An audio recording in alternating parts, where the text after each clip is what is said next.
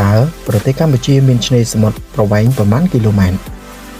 បើនិយាយអំពីឆ្នេរសមុទ្រក៏មានផ្នែកខ្លះដ៏សំខាន់មួយសម្រាប់ប្រទេសនីមួយៗប្រទេសទាំងឡាយមានឆ្នេរសមុទ្រប្រទេសទាំងនោះមានធនធានសមុទ្រនិងអាចទទួលយកបានផលប្រយោជន៍ជាច្រើនពីដែនសមុទ្ររបស់ខ្លួនដូច្នេះតើអ្នកដឹងទេថាប្រទេសកម្ពុជាមានឆ្នេរសមុទ្រប៉ុន្មានគីឡូម៉ែត្រប្រទេសកម្ពុជាមានឆ្នេរសមុទ្រលាតសន្ធឹងប្រវែង440គីឡូម៉ែត្រដោយរាប់បញ្ចូលខេត្តចំនួន4រួមមានខេត្តបរសេនុខេត្តកោះកុងខេត្តកំពតនិងខេត្តកែបឆ្នេរសមុទ្រគឺជាស្នូលនៃតំបន់សមុទ្រកម្ពុជានៅក្នុងចំណោមឆ្នេរខ្សាច់សរុប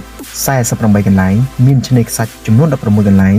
បានចូលរួមប្រឡងប្រណាំងជាឆ្នេរខ្សាច់កំសាន្តស្អាតកន្លងទៅក្នុងនោះមានឆ្នេរខ្សាច់ខេត្តកោះកុងចំនួន2និងខេត្តបរសេនុចំនួន8និងខេត្តកែបចំនួន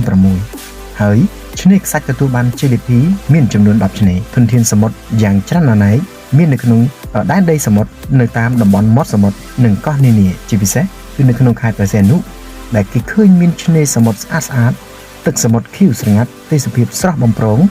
ត្រីសមុទ្រតូចធំនិងផ្កាថ្មរួមជាមួយនឹងហេដ្ឋារចនាសម្ព័ន្ធទម្រង់ថ្មីៗជាច្រើនតាមការស្រាវជ្រាវបង្ហាញឲ្យឃើញថាខេត្តបរសេនុមានធនធានបាតសមុទ្រច្រើនជាងគេដូចជាផ្កាថ្មរឹងផ្កាថ្មទន់ប្រភេទត្រីសមុទ្រចម្រុះច្រើនពណ៌ច្រើនប្រភេទថ្មធំថ្មតូចខ្សាច់បាតសមុទ្រនិងសត្វផ្សេងៗទៀតដែលមានជីវិតនៅក្នុងបាតសមុទ្រធនធានសមុទ្រទាំងនេះភាគច្រើនគឺស្ថិតនៅក្នុងប្រជុំកោះរុងនិងប្រជុំកោះរុងសន្លឹមជាធម្មតាប្រទេសដែលមានអាកាសធាតុត្រូពិកនិងមានពន្លឺថ្ងៃគ្រប់គ្រាន់អាចមានឧត្តមភាពក្នុងការអភិវឌ្ឍទេសចរណ៍បាតសមុទ្រ